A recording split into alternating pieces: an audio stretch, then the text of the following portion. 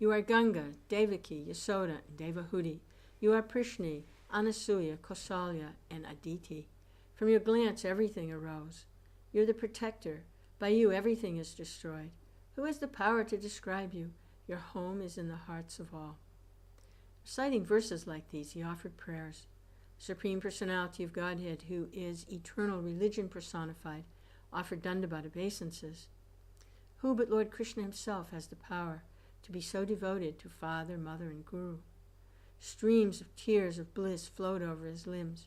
Reciting these verses, he humbly offered obeisances. Simply by seeing Lord Chaitanya's face, Mother Sachi was at once stunned with bliss. As Mother Sachi remained motionless, like a wooden puppet, the king of Vaikuntha joyfully prayed. The Lord said, "Whatever little devotion to Lord Krishna I possess has come only from your mercy. The millions of servants of your servants are more dear to me than my own life." Anyone who once remembers you is no longer bound in the world of birth and death. By touching you, Ganga and Tulsi have become glorious and fortunate. That is why they now purify everything. You have always been my protector. I have no power to repay the debt I owe you. Your own spiritual virtues have to be my repayment for the love you gave me hour after hour. In this way, Lord Chaitanya happily offered prayers. Simply by hearing these prayers, the Vaishnavas floated in bliss. Mother Sachi knew her son was Lord Narayan descended to the earth, and he could say whatever he wished. After some moments, Mother Sachi said only, "Who can understand your words?" As lifeless objects float in the ocean, helplessly carried here and there by the currents, so all conditioned souls float in the ocean of repeated birth and death, carried here and there by your Maya. Son, I reply to your words by saying that whatever you do is all good. You may recite prayers, circumambulate, and bow down. I know that you will do whatever you wish. Hearing Mother Sachi's words, the devotees made a great sound of Jai, Jai. Who has the power to describe the great heights of Mother Sachi's devotion? Within her womb, Lord Chaitanya descended to this world. A person who says the material sound, Ai, Mother, will find by the power of the word Ai that he no longer experiences material sufferings. Gazing at the Lord, Mother Sachi became filled with bliss. Overcome with bliss, the devotees were not in external consciousness. What human being has the power to describe the bliss they felt? Mother Sachi's bliss made Lord Nityananda wild. He happily floated in an ocean of bliss. Reciting prayers that said she was Devaki herself, Lord Advaita offered Dandavata obeisances to Mother Sachi. His obeisances did not come to an end. Mother Sachi's bliss made Haridas, Murari, Shrigarbha, Narayan, Jagadish, Gopinath, and the other devotees blissful also. Whoever reads or hears of their bliss will attain a great treasure of pure love for Lord Krishna. Glorious Mother Sachi will cook for the Lord. Advaita repeated this order of the Lord. Mother Sachi happily went to cook. With great love she thought, Chaitanya is Narayan. How many different kinds of food did Mother Sachi prepare? I do not know even the names of the different foods she cooked. Mother Sachi knew the Lord liked shak, so she cooked 20 different preparations made of shak. With a happy heart, Mother Sachi prepared each kind of food in 10 or 20 different ways. When the cooking was completed, she brought all the foods to the dining room. Over the rice, vegetables, and other foods, she placed tulsi manjaris. She placed the rice, vegetables, and other foods in the 4 directions, and in the middle she placed a comfortable seat. Accompanied by his associates, Lord Chaitanya came to eat. Seeing the nice arrangement of rice, vegetables, and other foods, Lord Chaitanya at once offered Dandavata obeisances. The Lord said, "Even without eating, simply by seeing this food, one becomes free of the bonds of birth and death. How beautiful is this food! Words cannot properly praise it. Simply by smelling the fragrance of this food, one attains pure devotion to Lord Krishna. I know that Lord Krishna and his associates have certainly accepted this food." After speaking these words, the Lord circumambulated the food. Then Lord Chaitanya Nishinga sat down to eat. With the Lord's permission in the 4 directions, the devotee sat to watch him eat. Then the king of Vaikuntha ate. Filling her eyes, fortunate and glorious Mother Sachi gazed at him. One by one, with great pleasure, the Lord ate from each kind of food. Most glorious of all was the shock vegetable. Again and again the Lord ate that. Seeing the shock, the Lord was very pleased. At this the Lord's followers smiled. Gently smiling, the Lord ate. He told everyone the glories of shock. The Lord said, "This is the shock named Achyuta. By eating it, one falls in love with Lord Krishna. By eating the shocks named Patala Vastuka and Kala, one attains the association of Vaishnavas birth after birth. By eating the shock named Salincha and Hilancha, one becomes free of diseases and one also meets Lord Krishna." Again and again, praising the glory of shock in this way, the hairs of his body standing erect with joy, the Lord ate. Lord Anantashesh, who has thousands of heads, knows the bliss Lord Chaitanya felt as he ate on that day. With his thousands of tongues, Lord Anantashesh, the support of the worlds and the first of the demigods, eternally sings the glories of Lord Chaitanya. In Kali Yuga, Lord Anantashesh has become Nityananda, the king of Avadutas. By his order, I write this book in the form of sutras. In the future, Veda Vyasadeva and other great sages will describe all the glories of Lord Chaitanya. If he hears or reads of Lord Chaitanya's glories, a conditioned soul will break the bonds of material ignorance. Sitting, Lord Chaitanya happily ate. Then he left and rinsed his mouth.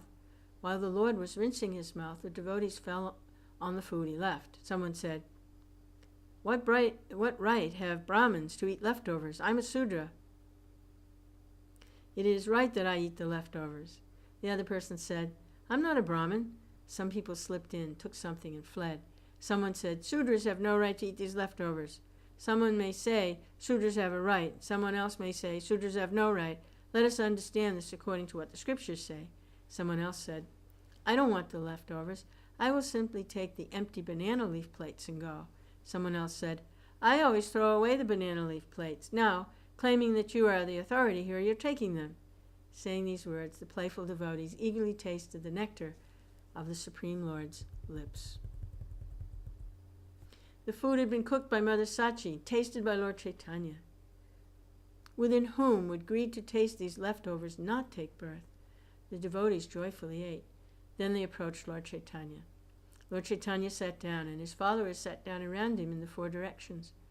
Seeing Murari Gupta before him, the Lord smiled and said, Murari Gupta, I heard you wrote 8 Sanskrit verses describing Lord Ramachandra. Please recite them.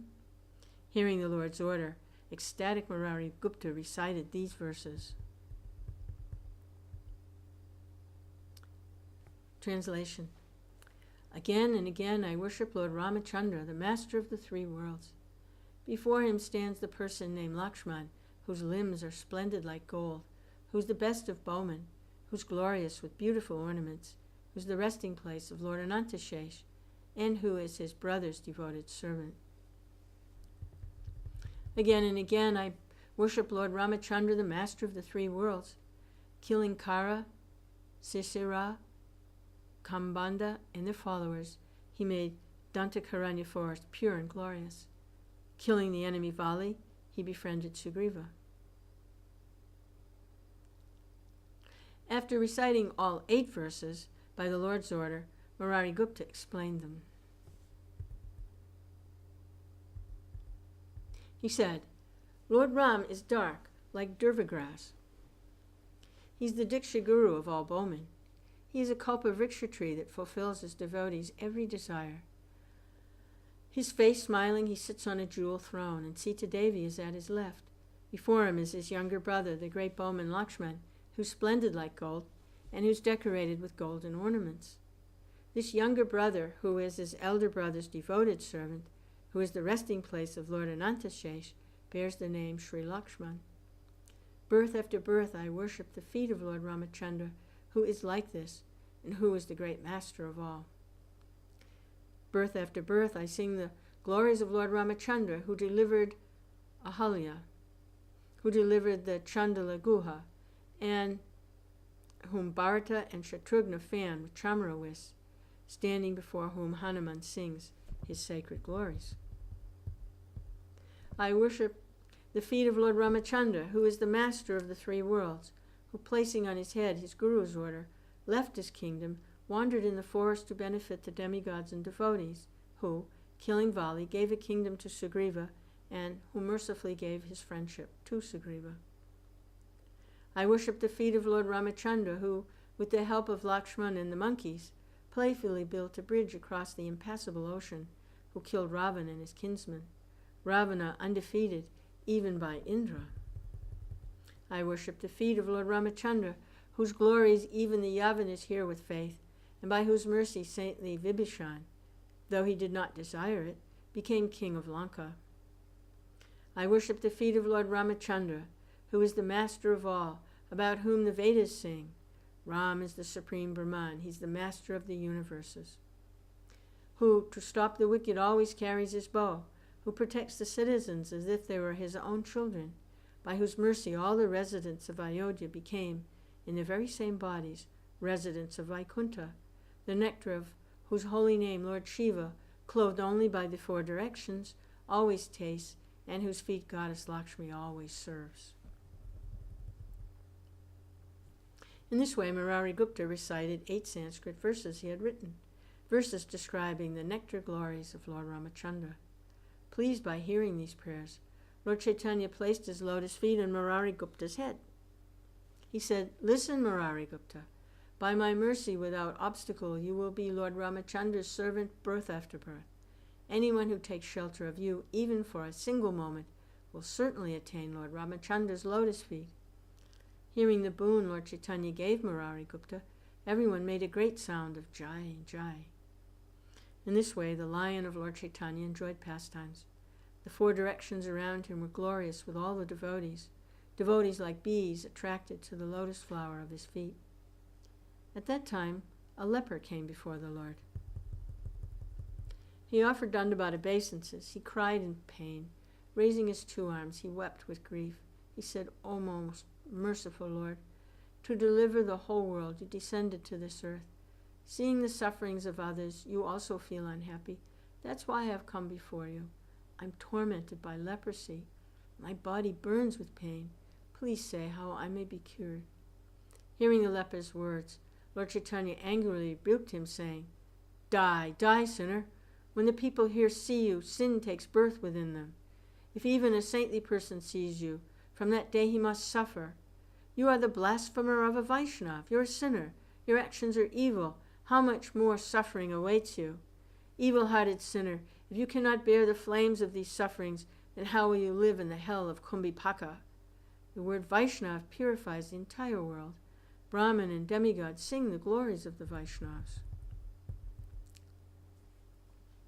One who worships the Vaishnavas attains Lord Krishna, who is beyond the conception of conditioned souls. Nothing is greater than worshipping the Vaishnavas. The Vaishnavas are dear to Lord Krishna, more dear than Lakshmi, Brahman, Shiva, Nantashesh, more dear than the Lord's own body. Srimad Bhagavatam declares, "O Uddhava, neither Brahma, nor Shankar, nor Shankarshan, nor Lakshmi, nor even my own self is as dear to me as you." Anyone who blasphemes a Vaishnava will suffer in birth, in life, and in death. Anyone who blasphemes a Vaishnava is a sinner, is a person of evil deeds. His education, noble family, austerities, and other virtues are all fruitless. If he worships Lord Krishna does not accept his worship. Anyone who blasphemes a Vaishnava is a sinner. By a Vaishnava's dancing, the earth is made fortunate and glorious. By a Vaishnava's glance, the sins in the four directions wither and die. When a Vaishnava raves his arms to dance, the troubles in Svargaloka all perish. Srivas Pandit is a great Vaishnava. You're a sinner. You blasphemed his character. These flames of leprosy are only the root of your punishment. Yamaraj will punish you much more in the future. You are unworthy to be seen by me. I'm not the one to deliver you." Hearing the Lord's words, the leper placed a blade of grass between his teeth and pitifully said, "I do not know anything. I ate my own self. I went mad. I blasphemed the Vaishnava. Therefore it is not right that I am punished. Still, you are the supreme controller. Please think of my welfare. A saintly person's nature is to rescue the suffering. A saintly person will be merciful even to a blasphemer. Therefore I take shelter of you and surrender to you. If you reject me, who will deliver me? You know everything about atonement. Please, tell the atonement I should perform. You're the father of everyone. I blasphemed a Vaishnava. Therefore it's right that I am punished. Lord Chaitanya said, a person who blasphemes a Vaishnava will suffer leprosy. That's written in the scriptures. That is his only present punishment. How many torments will he suffer from Yamaraj? The blasphemer of Vaishnava again and again suffers 14,000 tortures from Yamaraj. Leper, run to Srivas Pandit and fall before his feet. You blasphemed him. Only his mercy can deliver you. When the foot is pierced by a thorn, with another thorn, the first can be taken out. What will one gain by massaging the shoulders? Now I say the way you can be delivered. Srivas Pandit must forgive you. Then your sufferings will go. He's very intelligent. Go to him. He'll forgive you. He'll deliver you. Hearing the Lord's very thoughtful words, the devotees made a great sound of Jai, Jai. Hearing the Lord's words, the leper offered Dandavata obeisances and left at once. The leper attained Srivas Pandit's mercy.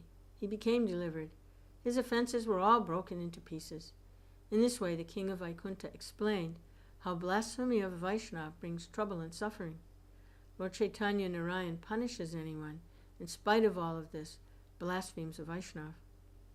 If one sees one Vaishnava quarreling with another Vaishnava, one should know the quarrel is not real. It's only Lord Krishna's pastimes. Satyabhama and Rukmini quarreled, but the truth is they were in harmony. It only looked like they quarreled. In the same way, the Vaishnavas never quarrel. Lord Chaitanya arranges their quarrels for his pastimes. If, taking the side of one Vaishnava, a person blasphemes another Vaishnava, the blasphemer will perish. With one hand he serves the Lord, the other hand he tortures the Lord. How will any good come to him? The devotees are Lord Krishna's own body. One who knows this becomes very peaceful and very serious.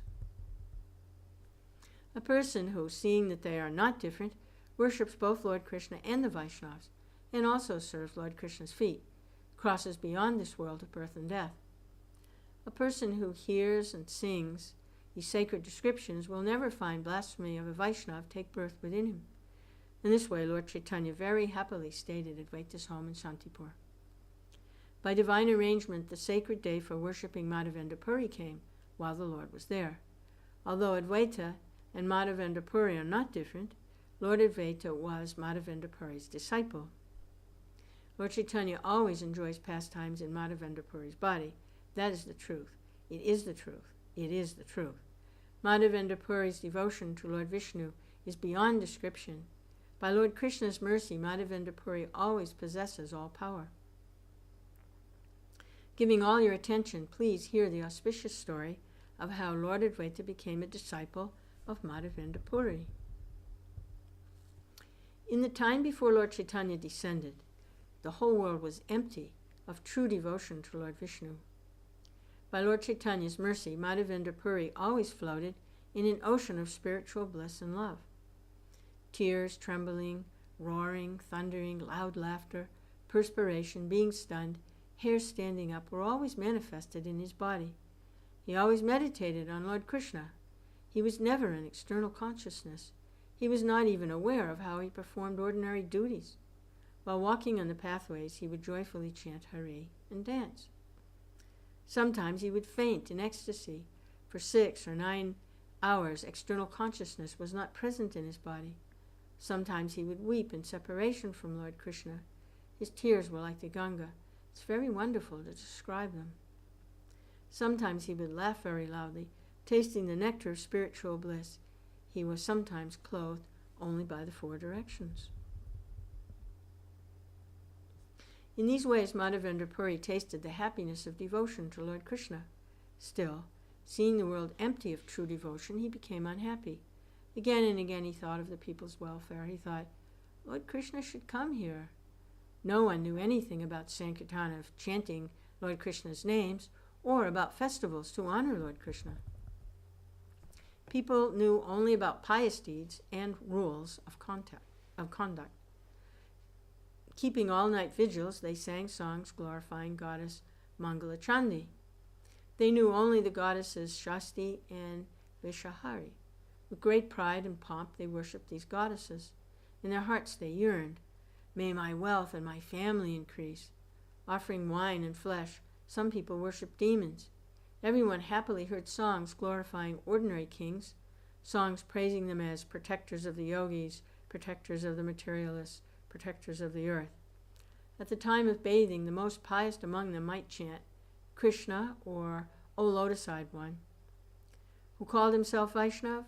Who sang kirtan of Lord Krishna's names? Who danced in ecstasy of love for Lord Krishna? Who wept out of love for Lord Krishna? In the grip of Lord Vishnu's Maya, no one knew of these things. The whole world was bound by the ropes of great ignorance. Seeing the world like this, Madhavendra Puri became unhappy. He did not speak to anyone, even for half a sesame seed's worth of time. He went to talk with other sannyasis, but they all claimed that they were Narayan. Unhappy, he no longer talked with other sannyasis.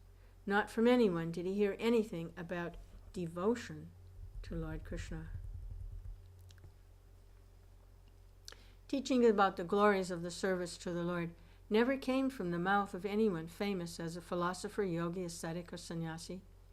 Teachers taught only about logic and philosophy. No one gave any attention to the transcendental form of Lord Krishna. Seeing and hearing all this, Madhavendra Puri became unhappy. In his heart he thought, "I will go and live in the forest." He thought, "Why do I wander this world to find a Vaishnav? I do not even hear the word Vaishnav anywhere in the world. I will leave the world and go to the forest. I will not see anyone. The forest is the best place in the world, for there I will not talk to people who are not Vaishnavas." In this way he lamented in his heart. Then, by the Supreme Lord's will, he met Lord Advaita. Seeing the whole world empty of devotion to Lord Vishnu, Advaitacharya was also unhappy. Still, by Lord Krishna's mercy, lion-like Lord Advaita always emphatically preached devotion to Lord Vishnu. He always explained Bhagavad Gita and Srimad Bhagavatam in terms of devotional service. At that same time, saintly Madhavendra Puri came to Lord Advaita's home. Seeing in him all the signs of a true Vaishnav, Lord Advaita at once bowed down before Madhavendra Puri. Embracing Lord Advaita, Madhavendra Puri sprinkled his limbs with tears of love and bliss. Together, tasting the nectar of topics about Lord Krishna, the two of them no longer remembered their own bodies. Madhavendra Puri's ecstatic love is beyond description. Seeing a dark cloud, he at once fainted in ecstasy. Hearing Lord Krishna's name, he would shout. In one moment, he manifested thousands of symptoms of ecstatic love for Lord Krishna. Seeing Madhavendra Puri's ecstatic devotion to Lord Krishna, saintly Advaita became very happy. Then Advaita accepted instruction from Madhavendra Puri. In this way, Lord Advaita and Madhavendra Puri met. One day of worshipping Madhavendra Puri, Lord Advaita happily offered all that he had.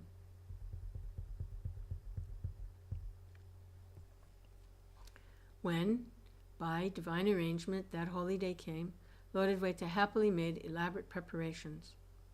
When the holy day came, Lord Chaitanya and his associates became very happy. Lord Advaita made very elaborate arrangements for worship on that day. The arrangements had no end. Help with the preparations came from different directions. What were all the different arrangements? I do not know. As they were able, everyone brought appropriate things to please Madhavendra Puri. Surrounded by the wives of the Vaishnavas, Mother Sachi accepted the burden of cooking.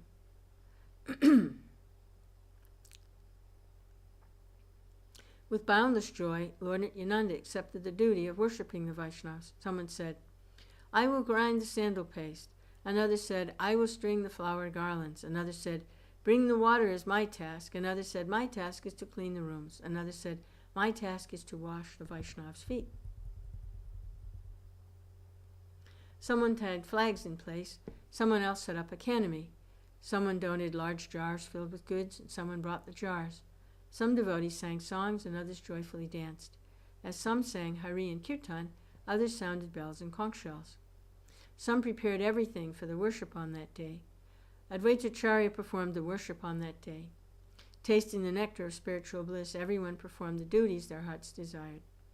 The devotees licked, drank, and tasted the nectar of Lord Hari's holy names. In the four directions no other sound could be heard. In the Sankirtan was a great sound of conch shells, bells, mridangas, kartals, and mandir cymbals. Filled with bliss, no one was in external consciousness. Lord Advaita's home became Sri Vaikuntha Dham.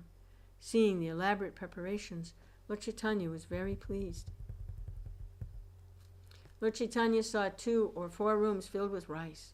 He saw firewood stacked like a mountain. He saw 5 rooms become kitchens, now filled with cooking pots. He saw 2 or 4 rooms filled with mung dal. He saw 5 or 7 rooms filled with various kinds of cloth. The Lord saw 10 rooms filled with banana leaves. The Lord saw 2 or 4 rooms filled with flat rice. Lord saw a great pile of thousands and thousands of bananas. I do not know how many coconuts, betel nuts, and betel leaves there were, or from where they all came. I do not know how many rooms were filled with patola squashes, eggplants, kodas, alus, and shak. The Lord saw thousands and thousands of jars of milk, cream, yogurt, sugar canes, and mung sprouts. The Lord saw many jars of oil, salt, and ghee. Everything was numberless. I do not have the power to write how many there were. Seeing these elaborate arrangements, beyond what a human being could do, Lord Chaitanya felt wonder in his heart. Lord Chaitanya said, "A human being cannot have such opulence. In my heart, I think Advaitacharya must be Lord Shiva himself."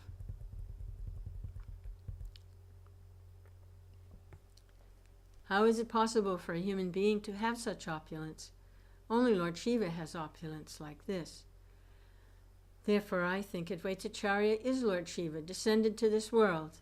Smiling, Lord Chaitanya spoke these words again and again. In this way, Lord Chaitanya indirectly spoke the truth about Advaitacharya. Pious persons accept his words with great joy. Before anyone who does not honor these words, Lord Advaita appears like a blazing fire.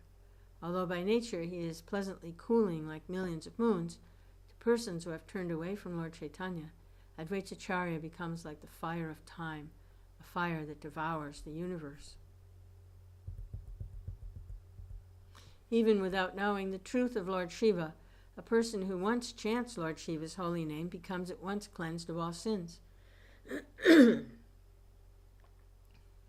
This truth, the Vedas, Srimad Bhagavatam, and all the scriptures say. Anyone who is not happy to hear Lord Shiva's holy name is thrown into an ocean of calamities. In Srimad Bhagavatam, Shati declares, "My dear father, you're committing the greatest offense by envying Lord Shiva, whose very name, consisting of 2 syllables, Shi and Va, purifies one of all sinful activities. His order is never neglected. Lord Shiva is always pure, and no one but you envies him."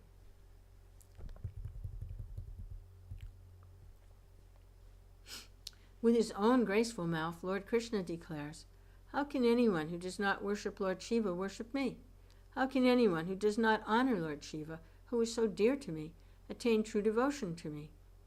And the Lord declares, "A person who does not worship my great devotee, Lord Shiva, is a sinner. How will he attain devotion to me?"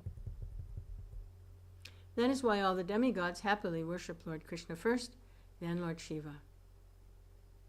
First one should worship Lord Krishna with great devotion, then one should worship Lord Shiva, then one should worship the other demigods. Because of Lord Chaitanya's hint, the devotees say Advaita Acharya is Lord Shiva. Fools disagree. Not understanding Lord Advaita's powers, they perish. Lord Chaitanya saw all the new cloths. They had no end. I do not have the power to write how many there were. Seeing the elaborate arrangements, Lord Chaitanya became very happy at heart.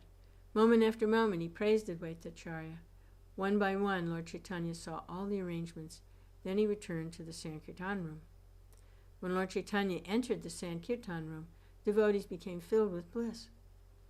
Who danced and sang where, I do not know. Who joyfully leaped and ran away, I do not know. Everyone made a great sound of Jai Jai. No sound could be heard but Bol, Bol, Hari Bol. The Vaishnav limbs were anointed with sandalwood paste. Their graceful chests were filled with flower garlands. The devotees were the Lord's foremost companions. They all sang and danced in Lord Chaitanya's presence. A joyful sankirtan of Lord Hari's holy names arose. The sound of that sankirtan purified the numberless worlds. Wrapped in the mood of being a small boy, the joyful wrestler Lord Nityananda enthusiastically danced. Lord Advaitacharya was overwhelmed. His dancing did not end. Haridas Thakur danced for a long time. All the devotees danced with great joy. When everyone stopped dancing, Lord Chaitanya danced solo. First the devotees danced, then Lord Chaitanya danced solo, then the Lord and the devotees danced together. Lord Chaitanya danced in the middle, and the devotees danced in a circle around him. In this way they spent the whole day, singing and dancing. Finally, Lord Chaitanya and his devotees sat down. First asking permission, Lord Advaita brought in the great feast. Lord Chaitanya sat down to eat. The Lord was in the middle, and around him in the four directions were the devotees. In the four directions were the devotees, splendid like a host of stars, and in the middle was Lord Chaitanya, splendid like millions of moons rising together. For the worship of Madhavendra Puri, Mother Sachi had cooked many kinds of rice, vegetables, and sweets. Talking and talking of Madhavendra Puri, Lord Chaitanya and the devotees ate. The Lord said, "Anyone who honors this feast on the holy day of worshipping Madhavendra Puri will certainly attain true devotion to Lord Krishna." In this way, Lord Chaitanya happily ate. Then he went and rinsed his mouth. Then Advaitacharya brought splendid and fragrant sandal paste and splendid flower garlands and placed them before Lord Chaitanya. Lord Chaitanya went to Lord Nityananda. With great love, he anointed Lord Nityananda's limbs with sandal paste and placed a flower garland upon him. One by one, with his own graceful hand, Lord Chaitanya offered sandalwood paste and a flower garland to each Vaishnav. Accepting this mercy from the Lord's own graceful hand, everyone felt bliss in his heart. Then everyone made a loud sound of Hari. What was the bliss they all felt? I have no power to say. Lord Advaita's bliss has no end. The king of Vaikuntha had come to his home. How can a mere human being have the power to describe all of Lord Chaitanya's pastimes? Even with many millions of years to speak, no one can describe even one day of Lord Chaitanya's pastimes. The sky is no end. As bird can fly, they're as high as it has the power. In the same way, Lord Chaitanya's glories have no end. A person can sing of them as much as the Lord gives him the power. As a puppet master makes a wooden puppet dance, so Lord Chaitanya makes me speak. I do not know the chronology of these events. As far as I am able, I describe Lord Chaitanya's glories. I bow down before the Vaishnav's feet. I pray I may never offend them. Anyone who hears these sacred narrations will attain a great wealth of ecstatic love for Lord Krishna. That is certain. The two moons, Sri Krishna Chaitanya and Sri Nityananda, are my life and soul. I, Vrindavan Das, sing the glories of their feet.